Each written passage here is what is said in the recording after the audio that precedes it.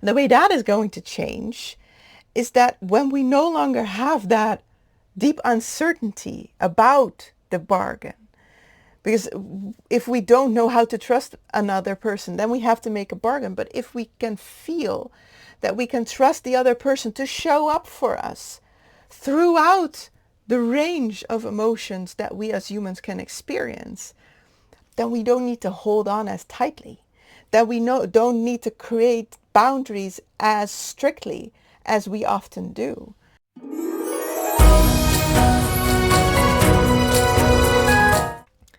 Hi, and thank you for tuning in. My name is Ariane, and as Ariane, I give human design readings and initiations. I'm a human design analyst and a living your design guide. So a lot of my life is devoted to teaching people about human design and their specific human design. And I feel that this is a very worthy cause for me. I feel very honored to be able to communicate the information that human design has given us, because I feel that there is so much value in understanding ourselves on the deeper level. That's what I kind of feel that human design does. It kind of shows us under the hood.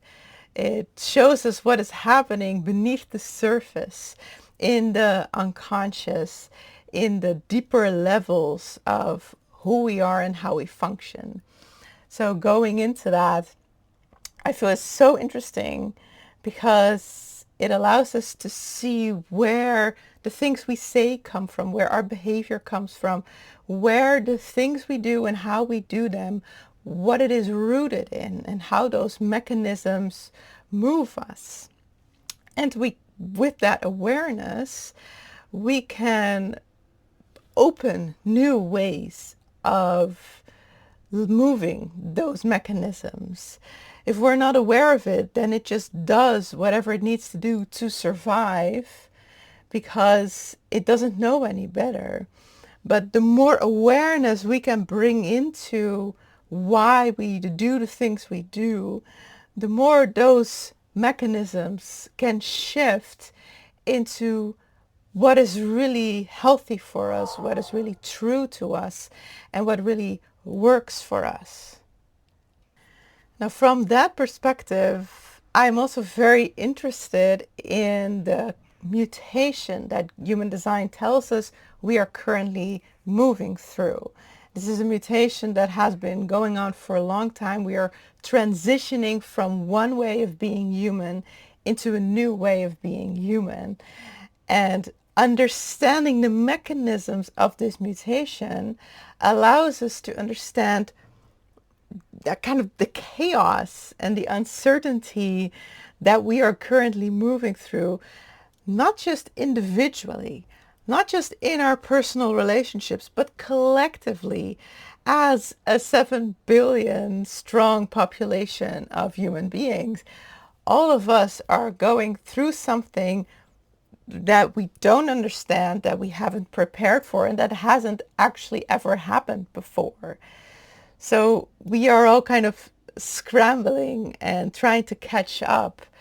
And so I feel very privileged to have a little bit of a view into what is going on underneath the surface. And that exactly is a big source of confusion and uncertainty for us right now, because we each have to make that choice for ourselves, by our own means. So we cannot decide what it means for us based on what other people tell us. But there's a lot of people, including myself, telling all other people how to feel and how to decide. We're all guiding each other, informing each other, influencing each other. When in the end, it really just comes down to what is my own individual experience? And am I able to take ownership of that? Am I able to rest in that? Am I able to fully take a seat in my own body, in my own awareness? And am I able to be present with myself exactly as I am? Am I able to be present with my emotions exactly as they happen to me, and exactly with everything that they move me through? That is a decision that each of us have to make for ourselves. And in that decision, we can't really reach other people. We can't really hear other people. So we feel quite separated. We feel quite isolated as long as we are making that decision. And we will be making that for a while. We will take several years to transition through this. But the decision is made from moment to moment. It's not just one decision that says, oh, okay, now I've made the decision. It's every single moment, these minuscule choices that we make about who am I, what am I doing, and how am I going to be present with myself in this world. Having said all that, today I want to talk about the third stage of the mutation that we are moving through. Uru Hu, the founder of human design, who communicated the information about this mutation, he talked about how there are 4 different stages to this mutation. And I've discussed the previous stages, the first and the second, in previous videos. And today I'm going to go into the third stage, which is about the bargain. It is about how do we exchange with one another? How do we relate to one another? How do we meet one another? So for now, we need the bargain. We need to make each other promises to be able to trust that we will fulfill what we said we would do. So, money is a big manifestation of this. We exchange by handing over these promises that mean I am able to fulfill the obligation for what you are now giving to me. Reciprocation is not something we can just trust happens. We have to prove every time. I will give you in return the same worth that you are giving to me. We cannot trust each other in that. And that's why we have to constantly prove it to each other. And the reason we need to prove it to each other is the emotional wave. We are all subject to the ups and the downs of the emotional wave because we can promise something when we're feeling great, but then later we feel a different perspective and suddenly we don't feel like fulfilling that promise anymore. So then we bail out and we leave the other person behind who is now expecting something from us that we are not going to deliver. So to be able to exchange with each other equally, regardless of where we are in our personal emotional experience, we constructed the bargain. We said, okay, I'm going to give you the evidence that I will show up and deliver even if I don't feel like it. Because now I am obligated to you by this promise, by this commitment that we made, that I will definitely fulfill my end of the bargain. So that emotional wave, it decides how we interact with one another, how we relate to each other. And it means that we cannot really trust how and when the other person is going to show up, how the other person is feeling is unpredictable. And that is something that is going to change, because one big thing, maybe the biggest thing that the mutation is doing is it fixates the emotional wave. So rather than losing ourselves in ups and downs of life, we will be more present. Even when we are going through emotions, we will still be able to be present with ourselves and the truth of who we are and what is right for us in the moment. So then if we are entering into an exchange, we don't necessarily have to obligate ourselves into fulfilling them, because in the moments when we agree to the exchange, we are able to feel whether this exchange is right for us and whether we have the energy to complete it. For now, we are not able to feel that because there are so many different factors moving through us at all times that just really feeling that inner authority means diving through all sorts of layers to find what is true for us. And that mutation is going to clear out those layers a little bit. It is going to give us more clarity into feeling that inner authority.